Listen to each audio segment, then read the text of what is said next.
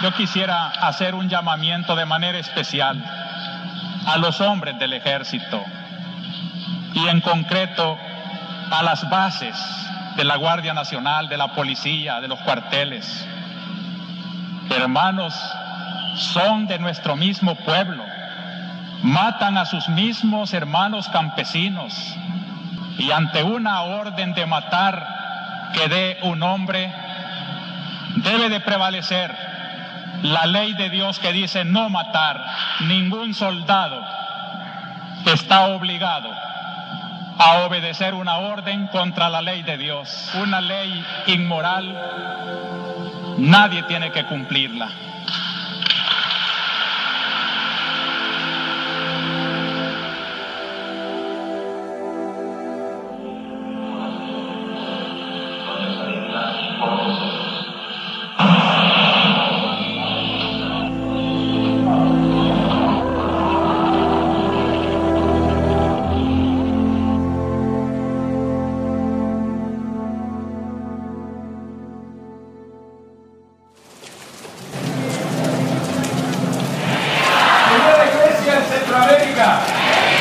¡Que viva la Iglesia en el continente americano! ¡Que viva la Iglesia universal! Esto es un sentir con la Iglesia. ¡Que viva Romero! Muy bien, gracias, ¿verdad?, por hacerse presente y siguen viniendo las delegaciones. Quisiera presentarles también a un obispo que viene del Perú. Lo recibimos con un fuerte aplauso. ¡Perú! Y viene de tierra de mártires. Los saludamos con un fuerte aplauso. Les habla un obispo muy amigo de Monseñor Romero. El Papa aprobaba la ratificación de Monseñor Romero. En ese mismo decreto también salían los 3 mártires de mi diócesis, 3 misioneros mártires.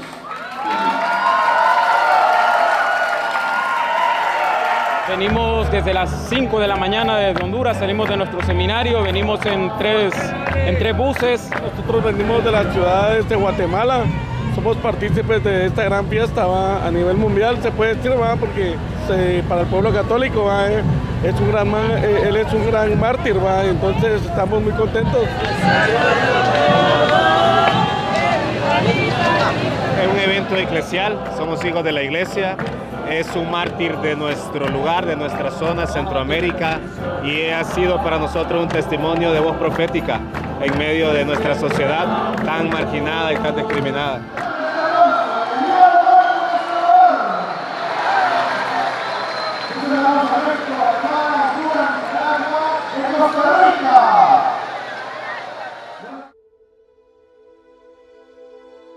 Hay comunión, aquí hay comunión, alguien va a comulgar por aquí.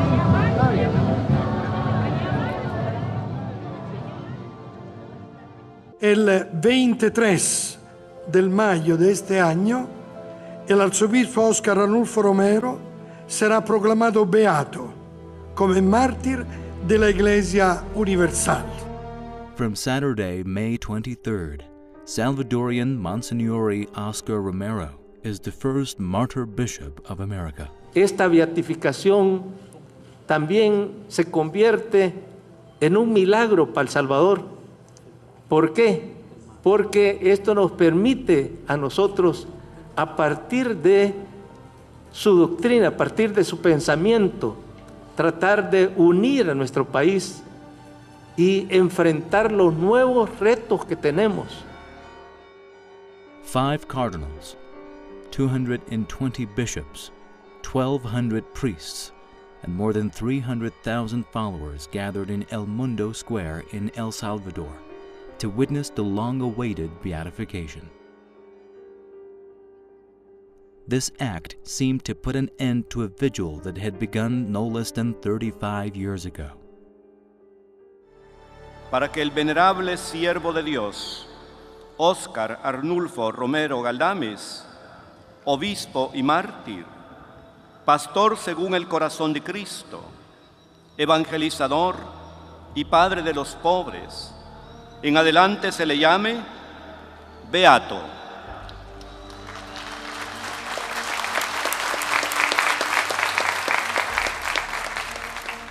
No viví tal vez el tiempo de la guerra, pero fue un momento que de verdad nos pegó y es un momento especial para el pueblo salvadoreño, especialmente para mí. Para nosotros es un orgullo poder estar aquí. Gracias a Dios, la beatificación de Monseñor Romero después de 35 años. Estamos acá, ¿verdad? Aunque no lo conocí, pero sí creo que él fue una muy buena persona y pues merece esa beatificación.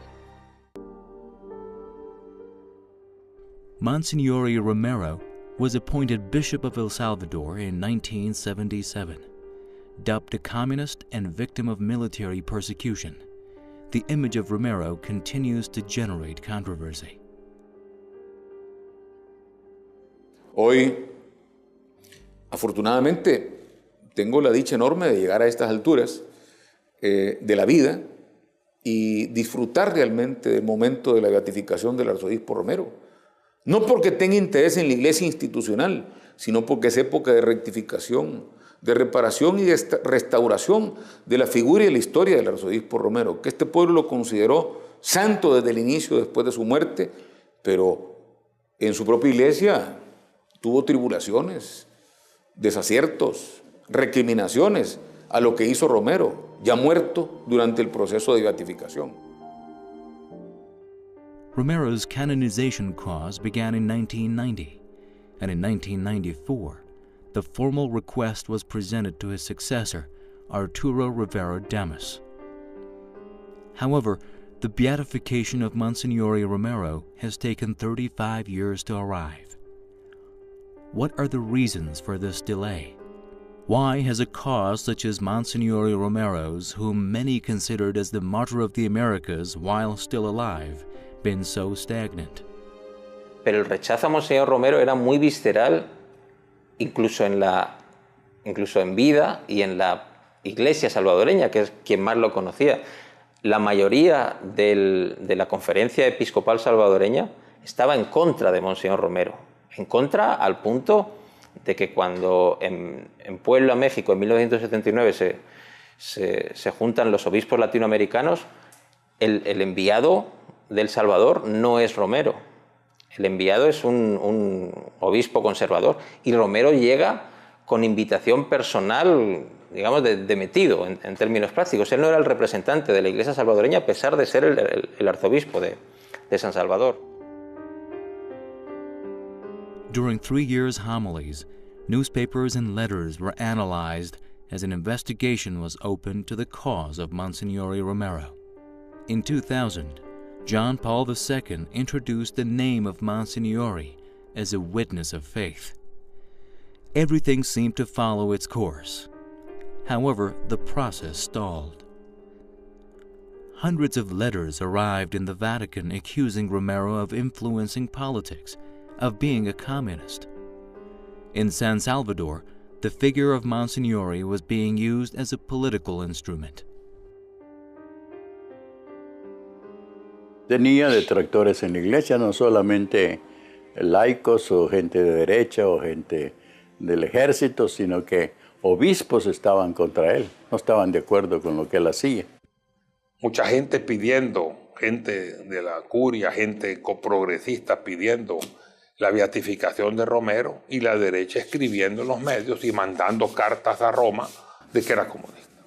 Bueno, en el proceso de beatificación, evidentemente, llegaron a Roma muchas cartas venidas de centros sociales opuestos a Monseñor Romero.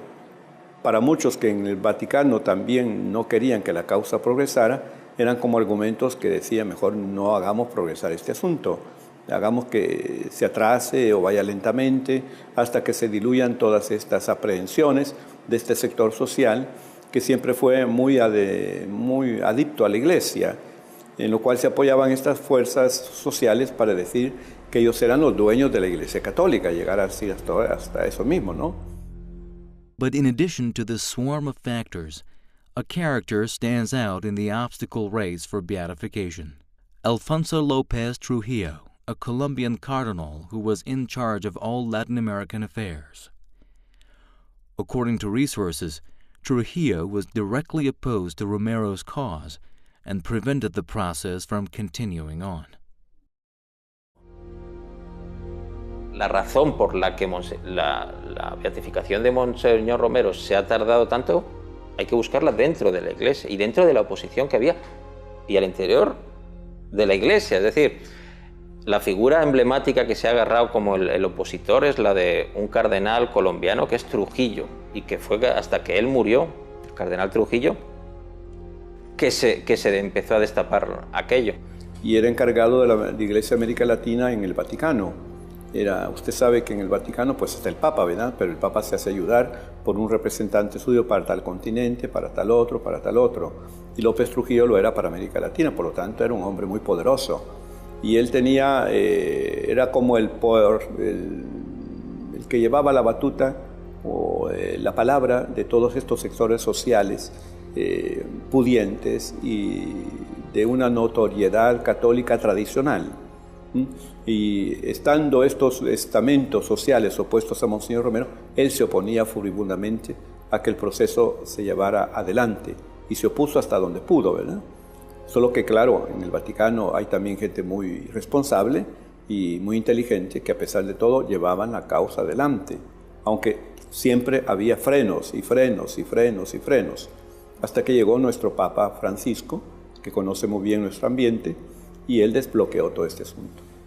Juan Pablo II era un buen papa, pero había vivido en Polonia y sabía lo que era la presión soviética sobre Polonia, no como un amigo socialista, sino que como una potencia hegemónica sobre Polonia. Y él le tenía miedo a todos los que decían comunismo y detuvo ¿cómo se llama? La santificación de Romero.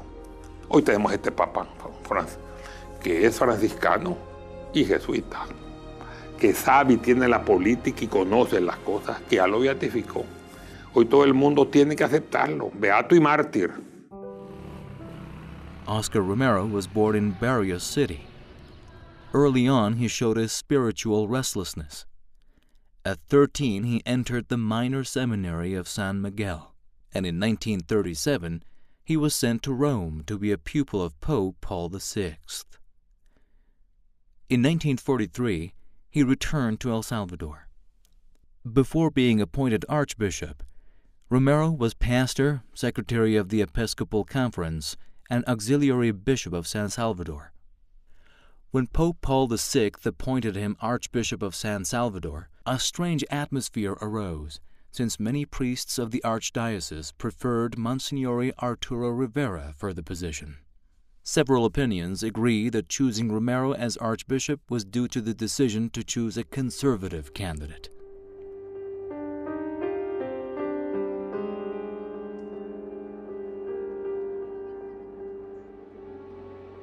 Bueno, a él realmente por eso lo hicieron arzobispo, porque creyeron que era un obispo, perdone la expresión, aguado, ¿verdad? Que podían hacer lo que quisieran con él.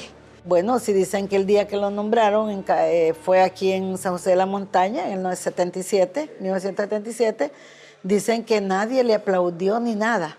Y hubo un sacerdote que dijo, mejor vamos a tomar un café calientito, y todos se salieron. Y solo habían como 50 personas, hicieron una cosa privada, no como nombraban a los arzobispos, pero era por la misma situación del país y que Monseñor Chávez y González estaba un poco molesto. Entonces por eso se hizo en esa forma.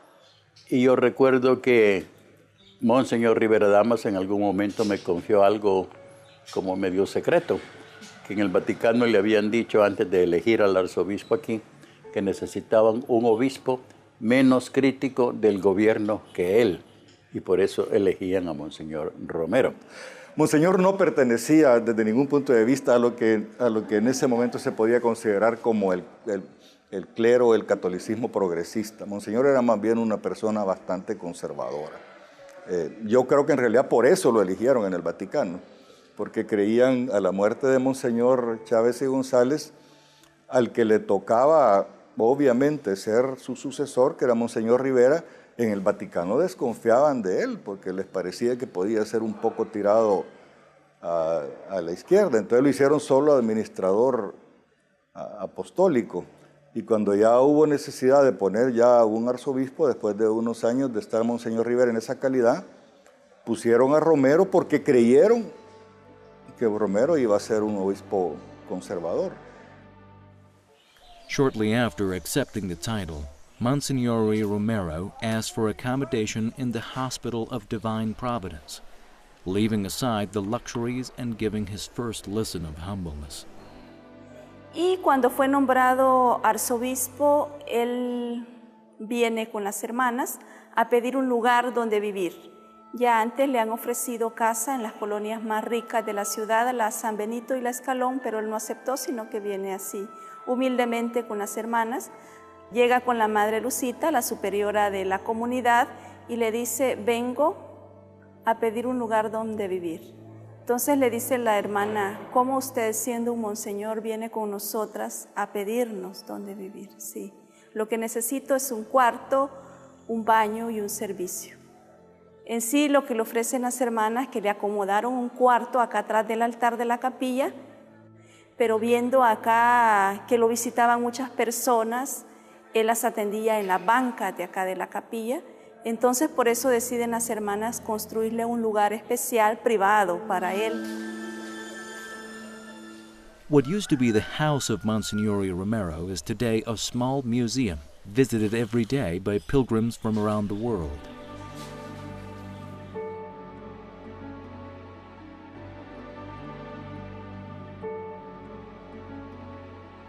Some cassocks, his radio, the typewriter where his famous homilies were born. The house of Romero is full of personal objects that help us imagine the Archbishop's daily life.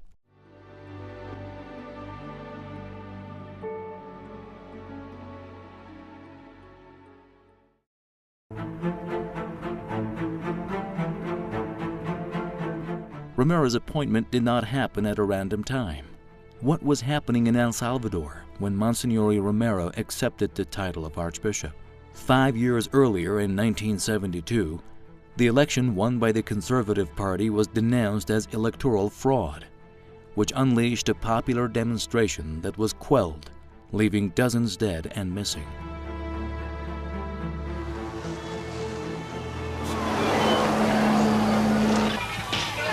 ¡La solución! ¡Insurrección! ¡La solución! ¡Insurrección! ¡La solución!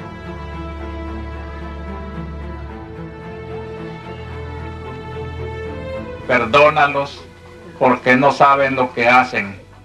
Los Estados Unidos respaldaron el fraude electoral que le impidió al ingeniero José Napoleón Duarte tomar el gobierno en 1972.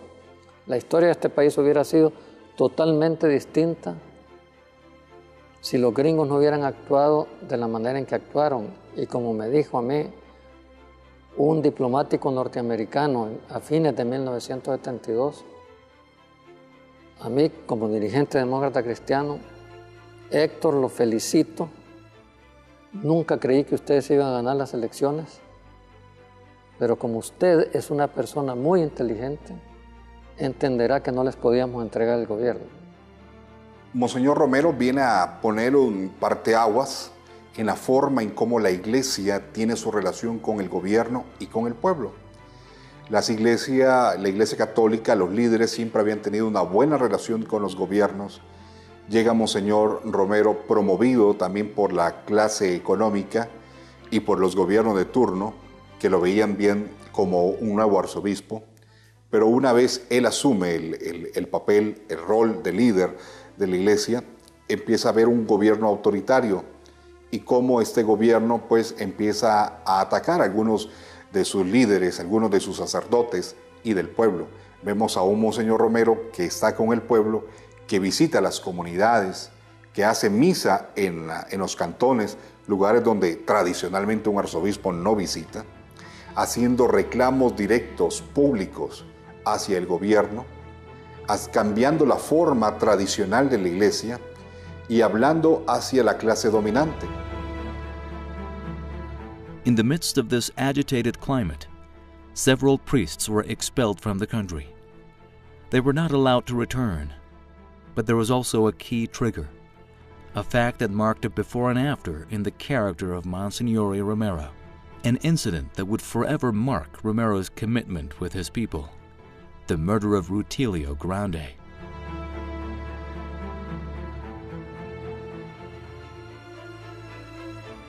Él se volvió más crítico de lo que estaban haciendo en la guerra cuando mataron a Rutilio Grande, un gran amigo de él, sin motivo, porque aquí los padres estaban ayudándole a la gente, pero también todo el mundo, ese es comunista, y en ese tiempo mataban a cualquiera. La represión en este país era cruda y la polarización, el enfrentamiento era muy crudo. Y entonces, cuando le comienzan a asesinar a sus sacerdotes, a él se le sale, me parece a mí, la furia, a él se le sale la valentía de persona y de sacerdote también, ¿no? Monsignor Romero gradually became a tireless fighter for the defense of human rights. He acquired a commitment of accusation, of social struggle. His homilies became the radio of the country. His work became an approach to the most unprotected.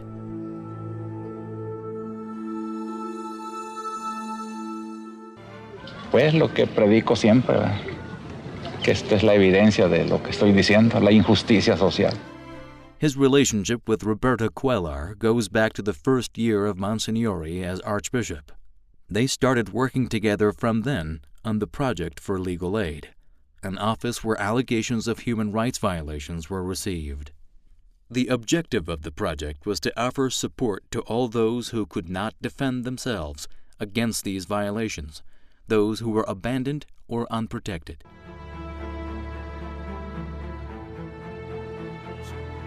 Precisamente el socorro jurídico nació porque los padres jesuitas y su servidor nos percatamos de que en los tribunales de justicia se despreciaba a los que no tenían recursos, se les expoliaba de todos los pocos bienes que tenían los pobres, se hacían fraudes con la gente de escasos recursos en los propios tribunales, que a partir de que Monseñor Romero se fijó en el socorro jurídico, él lo convirtió en la Oficina de Asistencia Legal del Arzobispado, no solamente para gente pobre, de esos casos que nadie les hace caso, valga la pronunciación, casos que nadie les hace caso. Yo trabajaba en Fundasal con un sacerdote jesuita, Antonio Fernández Ibáñez, y tenía un grupo de amigas de cursillos de cristiandad. Siempre nos reuníamos toda la semana y un día me dijeron, mira, nos han llamado al arzobispado a ver si queremos colaborar con Monseñor Romero en Cáritas. Yo dije, voy a ir y tengo mucho trabajo, pero vamos a ver. Entonces en la junta directiva, él que era el presidente y yo quedé de secretario de la junta directiva.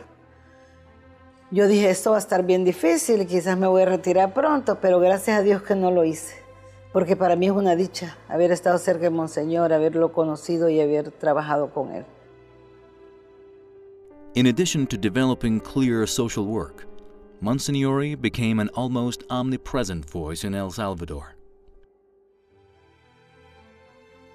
Y mientras a las derechas recalcitrantes se les acosa con medidas de hecho, pero no se les reprime como a las de izquierda.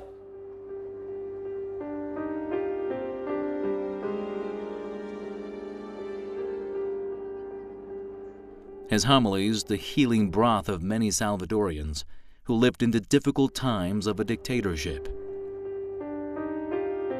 Con tristeza tengo que decir, sigue imperando y creciendo en el país una espantosa violencia represiva que ya contaba en los 2 primeros meses de este año con unos 400 muertos. Como no las preparaba con mucho ahínco, con mucho interés, lo encontraban dormido sobre su escritorio a las 2 de la mañana, algunas veces preparando su homilía, o sea que era sólido y era eficaz en su palabra, y por eso toda la gente estaba llenando la catedral todo el tiempo para escucharlo, y por la radio se oía por todas las calles de San Salvador y del interior del país la homilía que Monseñor Romero estaba dedicando. Él hacía un resumen cada semana de lo que llamaba hechos de la realidad, le llamaba en su capítulo hechos de la semana, y a mí me correspondía como coordinador de la Oficina del Socorro Jurídico cada sábado presentarle un par de páginas de resumen. Él las interpretaba, él las rehacía, él las redactaba o las pronunciaba sin redacción pero tenía en cuenta esos datos de la realidad. Se convirtió en una voz que reclamaba la dignidad de la gente. Y eso la gente lo valoró mucho. A mí me impresionaba cómo la gente, al escuchar a Monseñor Romero, se sentía con una esperanza de recuperar su dignidad. Miriam Estepinian, a Caritas volunteer, offered to work with Monsignor Romero, although that meant taking risks like hiding it from her family. During the years that she worked with Romero, she became not only a companion, but also his friend and confidant.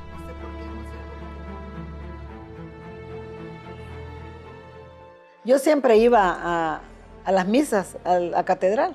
Casi nunca me iba al mar con mi familia. Y un día le dije, yo lo vi como, hizo una homilía como de 3 horas, pero yo sentía que Monseñor como que levitaba, no sé, yo lo sentía tan diferente, porque yo me sentaba en la primera banca siempre, llegaba a las 7 de la mañana a misa. Ahí ni una mosca sonaba, ni los niños lloraban, yo no entiendo cómo fue eso. Y que la gente aguantara una homilía de 2 horas, pues si la gente ahora ni de media hora quieren, ¿verdad? La homilía era una belleza y después la denuncia comprobada, porque ha tenido un equipo donde él todo lo que decía estaba comprobado.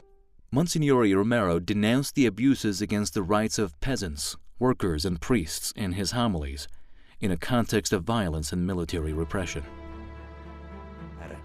Monseñor Romero recibió una carta de 220 reclutas y sargentos de la Fuerza Armada, suplicándole que intercediera ante el comandante general de las Fuerzas Armadas para que no los obligaran a matar a sus propios hermanos que estaban del lado de la guerrilla.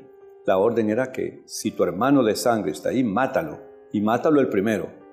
Entonces ellos suplicaron a Monseñor Romero que por favor intercediera para que no los obligaran a matar. Monseñor Romero habló por teléfono, ¿verdad?, con el comandante general, y el comandante general le dijo, envíeme la carta y vamos a arreglar esto aquí militarmente entre nosotros. Claro que no yo envié la carta a Monseñor Romero, saber qué destino iban a tener esos pobres soldados. Y en vista que no tenía ninguna respuesta, dijo él, pues voy a hablar como pastor, dar la norma moral de la iglesia de cómo hay que proceder en esto. Y entonces en la última homilía, queriendo responder a esta carta, dijo eso, que cuando recibas una orden de tu jefe que va en contra de un mandamiento de Dios que es superior, obedece primero el mandamiento de Dios que dice no matar y desobedece la orden de tu jefe. Es una doctrina cristiana esa, ¿verdad? Que la ley de Dios prevalece sobre la ley de los hombres. Pero claro, para los que lo querían matar, este fue como el detonante, diciendo, aquí ya tenemos el motivo para hacer. On March 23, 1980, the homily of Monsignor Romero was an emotional appeal to the government to stop its repression against the farmers. Yo quisiera hacer un llamamiento de manera especial a los hombres del ejército y en concreto a las bases de la Guardia Nacional, de la policía, de los cuarteles. Hermanos, son de nuestro mismo pueblo, matan a sus mismos hermanos campesinos y ante una orden de matar que dé un hombre, debe de prevalecer la ley de Dios que dice no matar. Yo le dije, mire, Monseñor, ayer su homilía estuvo muy fuerte, seguramente que van a venir muchos periodistas queriendo abordarlo, váyase a descansar, yo voy a asumir todas esas responsabilidades que tenga. Tomó su agenda y me dijo, esto no puedes hacerlo por mí, tengo que ir a mi confesor, yo soy el pecador, tengo que ir donde mi dentista, yo soy el que tengo malos dientes, tengo que ir donde mi psicólogo, yo necesito inotumas, ese aliento, esa norma. Mira, con el psicólogo dura a veces 2 horas, 3 horas o 4 horas. Y voy a las 4 de la tarde. Pueda que no llegue a tiempo a la misa. Si no estoy a tiempo, empieza tú a celebrar la misa. Y yo me uno a ti después. Con gusto. Si en eso le puedo ayudar, con muchísimo gusto. Y metió su agenda en su bolsillo y se fue. Había caminado 15 pasos, algo así, cuando regresó y me dijo, no, mejor no. No quiero comprometer a nadie en esto. Y esas fueron las últimas 4 palabras que me dijo a mí. O sea que él ya presentía que algo estaba llegando.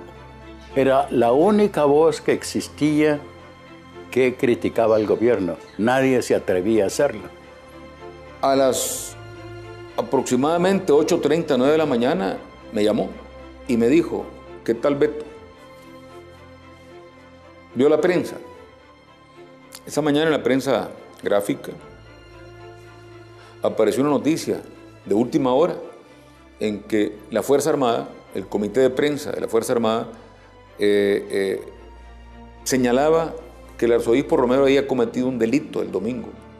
Insubordinó e instó a que las bases del ejército y la oficialidad del ejército incumpliera, desobedeciera las órdenes de sus superiores. Un civil no puede, decía él, entrometerse en las órdenes del ejército, en las ordenanzas del ejército, y toda la Fuerza Armada le debe autoridad, le debe respeto a las órdenes de los superiores. Yo desde que estaba oyendo las palabras de la última homilía, porque uno se podía enterar de todo, cuando le dijo a los soldados que no obedecieran una orden de matar, que era contra la ley de Dios, yo estaba seguro desde ese momento que Monseñor de verdad iban a tratar de matarlo. Y el mensaje era un mensaje terrorista para todo efecto práctico, porque esa sí es la esencia técnica del terrorismo, es atemorizar a toda la población. Es decir, si le pudimos hacer esto a Monseñor, que cada uno tenga la certeza de que por supuesto se lo vamos a hacer a él también. Was that homily the drop that filled the glass? Was it the definitive trigger? Despite the threats, Monsignor Romero was not afraid to order, to demand that the government, in the name of God, stop the repression. That would be Monsignor Romero's last homily. Although his closest friends advised him not to give a mass the next day, Monsignor clung to his duty and decided to officiate the ceremony.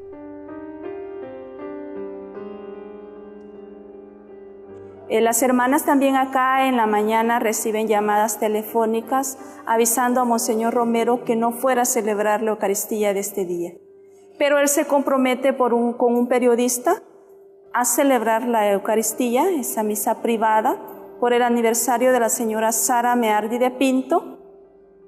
Y solo me le acerqué, yo le decía, Monse, ¿cómo se siente? Y me dijo, Miriam, las amenazas van en serio y como hombre tengo miedo. Pero interpretemos que el miedo de Monseñor no era la muerte.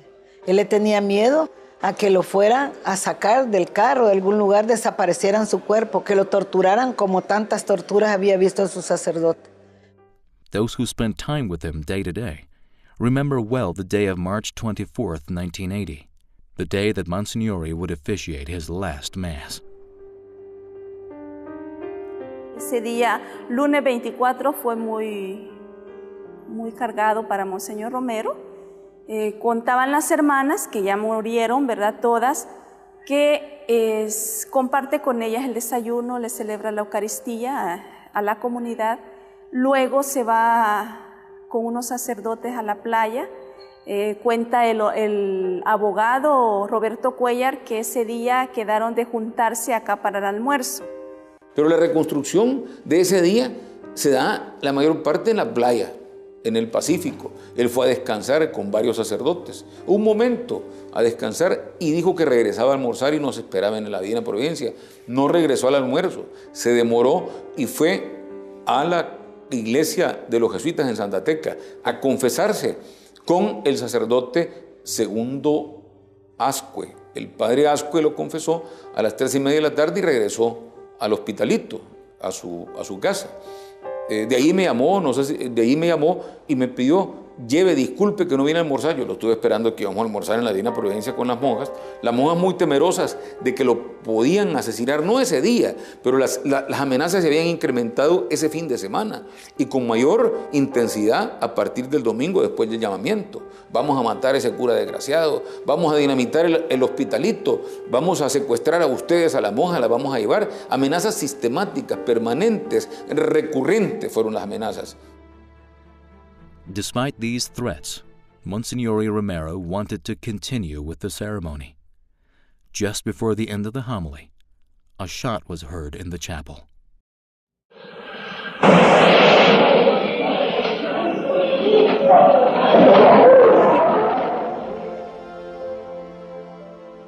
A las 6 de la mañana, el capitán Eduardo Ávila se presenta en la casa del empresario Alex Cáceres, donde está durmiendo el equipo de seguridad de Dawson, y se presenta con un ejemplar de la prensa gráfica que trae la invitación a una misa de aniversario mortuorio para la señora Sara Meardi de Pinto, que va a oficiar esa misma tarde Monseñor Romero. El capitán Ávila llega con la invitación a la misa de ese lunes a las 6 de la tarde y les dice: hoy lo vamos a matar, este es el lugar perfecto, es en una capilla en el Hospitalito, un lugar donde es mucho más fácil colocar un francotirador. En ese momento Saravia le dice: pero ¿cómo que lo vamos a ir a matar hoy? ¿Quién dice? Yo no puedo hacer esto solo.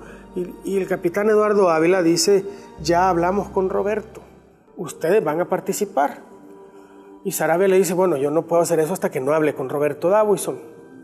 Le llama y Roberto Dawson le dice: efectivamente, si te dice que hoy es porque eso es lo que ya coordinamos, pues entonces nosotros vamos a formar parte de ese operativo. El capitán Saravia está en ese momento con otras 2 personas, con Fernando Sagrera, que es otro miembro del equipo de seguridad, solo que es civil, y con el chofer Amado Garay, ¿no? Al menos ellos 3 también están ahí. Y dicen: perfecto, ¿cómo vamos a hacer? Dice: bueno, nos vemos, si la misa es a las 6, nos vemos a las 5 de la tarde en el estacionamiento del Hotel Camino Real de San Salvador. A las 5 de la tarde salen para el hotel. Cuando van saliendo es cuando va llegando Gabriel Montenegro en su carro a comprar drogas. Y le dicen: venite, que se vaya el chofer solo en el carro y nos vamos nosotros en tu camioneta. Y nos vemos en el estacionamiento. Se van al estacionamiento del Camino Real, ahí llega el capitán Ávila y también llega el equipo de seguridad de Mario Molina, que es quien va a poner el tirador.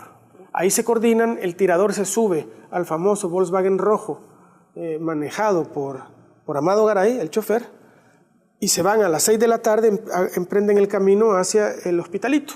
Detrás viene capitán Saravia, Fernando Sagrera y Gabriel Montenegro, ¿no? Llegan a la puerta de la iglesia, Monseñor está terminando su homilía, el tirador le ordena al chofer que se baje y haga como que está arreglando el carro. El carro está estacionado justo en la puerta de la capilla del Hospitalito. Ahí el tirador saca el rifle y le mete un solo balazo absolutamente limpio y claro, que atraviesa todo el pasillo central de la iglesia desde afuera y le cae en el pecho. Monseñor está en el altar cerrando la homilía. Lo que sucede es el caos, ¿no? Los asesinos huyen y en la capilla hay muchas de las hermanas encargadas del Hospital de la Divina Providencia que se abalanzan sobre Monseñor tratando de rescatarlo. A mí hay algo que siempre me ha parecido muy curioso. La bala es de un calibre minúsculo, es calibre 22. Todos los que yo he entrevistado que estuvieron en esa misa aseguran haber escuchado una explosión. Yo supongo que es el recuerdo traumático de un día en el que vieron un balazo que cae en el pecho del arzobispo y lo primero que hicieron todo fue tirarse al suelo o salir corriendo. Es el caos, ¿no?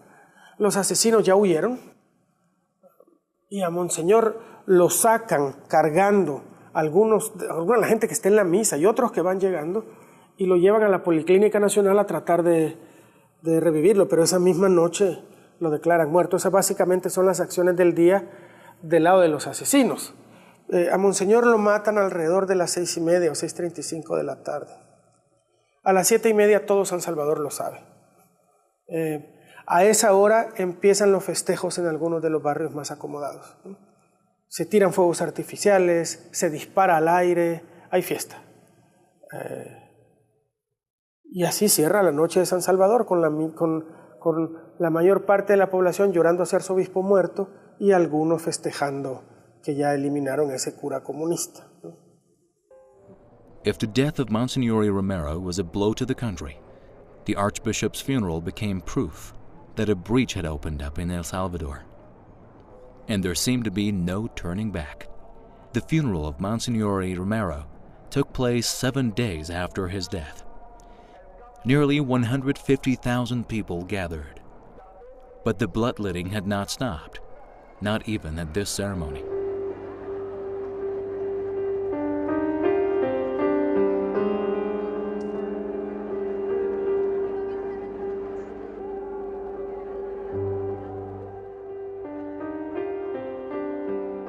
The detonation of a bomb had people scramble for cover.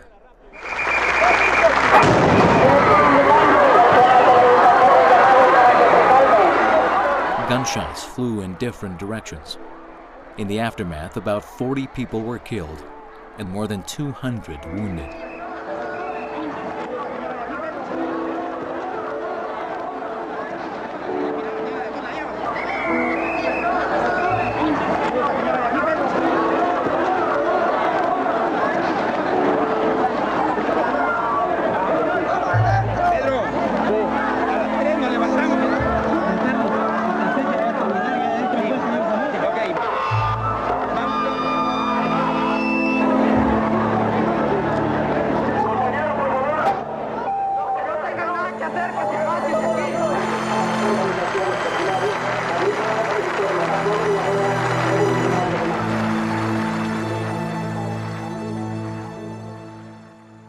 In 1993, the Commission of the Truth, created by the Chapultepec Peace Agreement to investigate the crimes of the Salvadorian Civil War, concluded that Monsignor Romero's assassination had been executed by a sniper.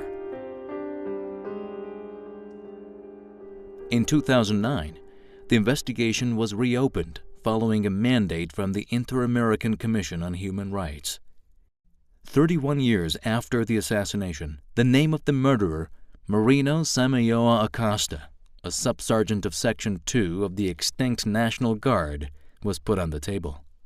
According to Acosta, he received the order from Major Roberto Dababusan, creator of the death squads and founder of ARENA, and Colonel Arturo Armando Molina. However, today there are still different opinions about those responsible.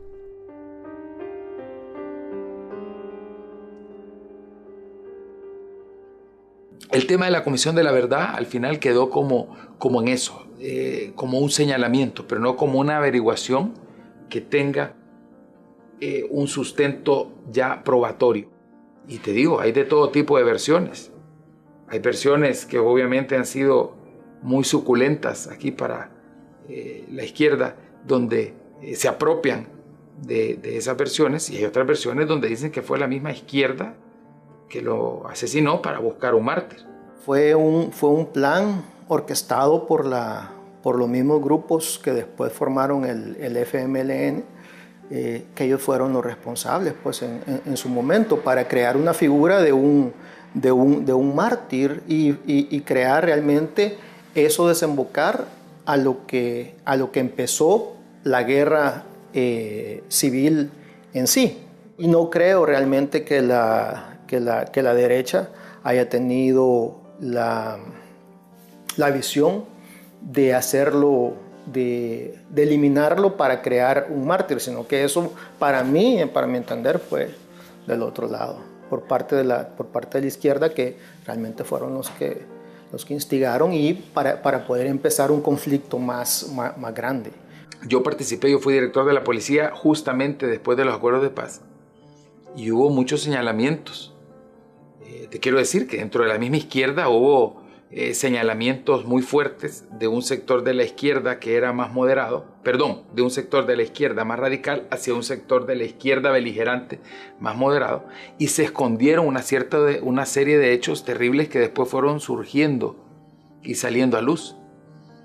En ese momento determinado precisamente operaron los intereses de esos que querían convertir a Monseñor Romero en un mártir. Además hay que decir que el mayor Roberto D'Aubuisson fue un oficial de inteligencia bastante ligado a los cuerpos de inteligencia norteamericanos.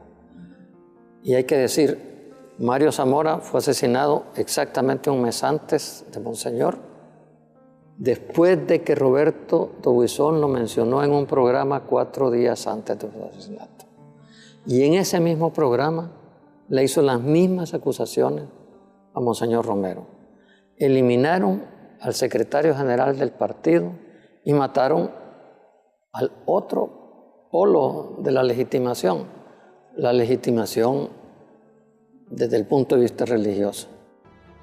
Years later, Carlos Dada had the opportunity to conduct a series of interviews with Captain Alvaro Saravia, who was in charge of the logistics of the assassination.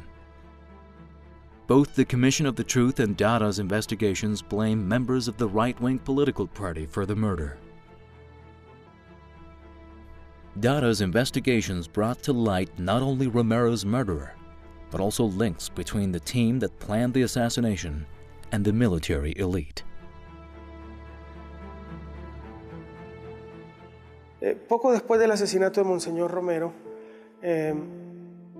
Roberto Davison y su gente está reunido en una finca, en una hacienda, cerca de San Salvador, con varios militares.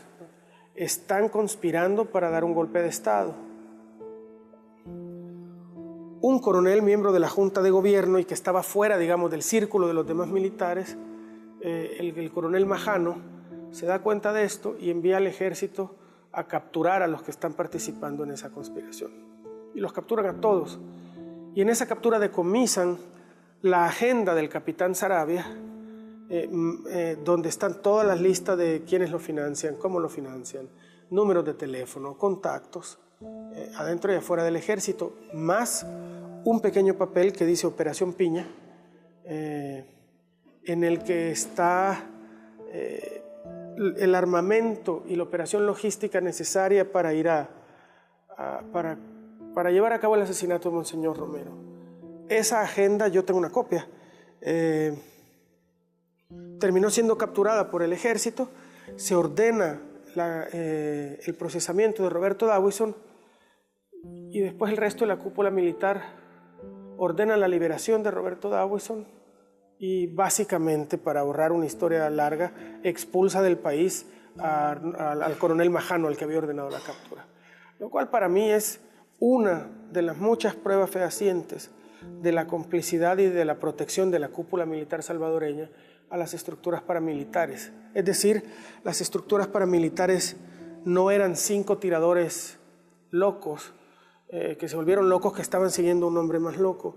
Eran parte de una estructura muy bien diseñada y controlada por el ejército. It was not an easy task to make a trial against those responsible for the murder. Only Captain Alvaro Saravia was put on trial in the United States. No, hubo 2 intentos de juicios aquí, los 2 obstaculizados desde el poder y por tanto nunca se llevaron a cabo. El otro intento que sí se culminó fue en Estados Unidos, un juicio civil en contra del capitán Saravia, porque Davison está muerto. Un juicio civil que se llevó a cabo en un tribunal en Fresno, California, donde fue encontrado culpable por crímenes contra la humanidad por el asesinato de Monseñor Romero. Esos son los únicos juicios. Por algunas complicaciones legales era imposible hacer un juicio penal en Estados Unidos contra alguien que había cometido un delito en otro país y que no está procesado en su país, donde cometió el delito. Entonces, a través de desempolvar una antigua ley, pudieron, el Centro para la Justicia y la Rendición de Cuentas pudo hacerle un juicio penal, al menos para demostrar su responsabilidad en el asesinato. Lo encontraron culpable, pero lo juzgaron en ausencia. Entonces, el capitán Saravia ya había huido y desapareció hasta que lo encontré yo en Centroamérica. The death of Monsignore Romero continues generating mixed opinions to this day. His image, in addition to remaining a focus of opinions, keeps open the debate on impunity and amnesty law.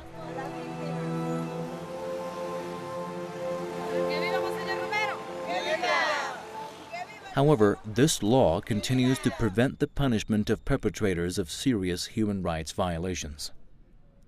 The case of Monsignore Romero is only one. Que se conozca la verdad, ¿verdad?, a través de la administración de justicia, porque esa es la verdad que vale.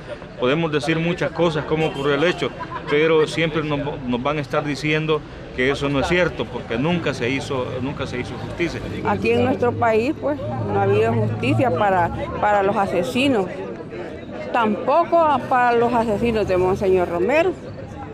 Sabemos quiénes fueron, porque eso sí se publicó, pero tampoco han hecho justicia, ¿verdad?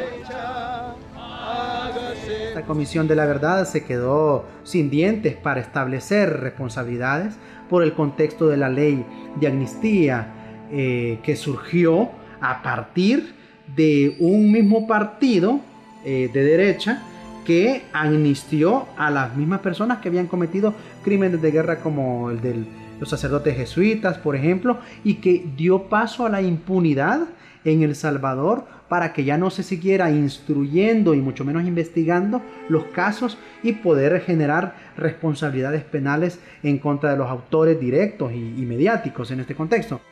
Creo que muchos quisiéramos ver un juicio, pero dudo que mientras no se pronuncie por la ley que hay de amnistía o mientras no se derogue esa ley, difícilmente va a haber un juicio y vamos a ver que inicia un proceso por la muerte de Monseñor Romero.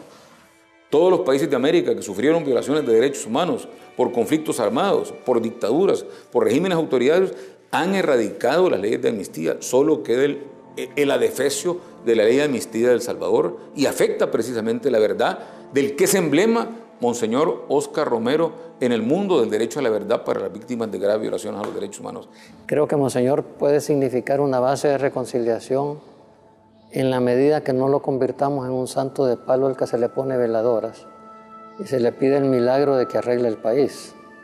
Monseñor Romero exige el homenaje de que conozcamos su pensamiento y lo apliquemos. El milagro es que nosotros tenemos la capacidad, si nos unimos alrededor de su pensamiento, de cambiar el país. Pero si nos hincamos a rezar y a ponerle veladoras y a no hacer nada, o a decir hipócritamente que acabamos de descubrir que era buenecito y que no quebraba un plato, no. Monseñor Romero quebró muchos platos diciendo la verdad.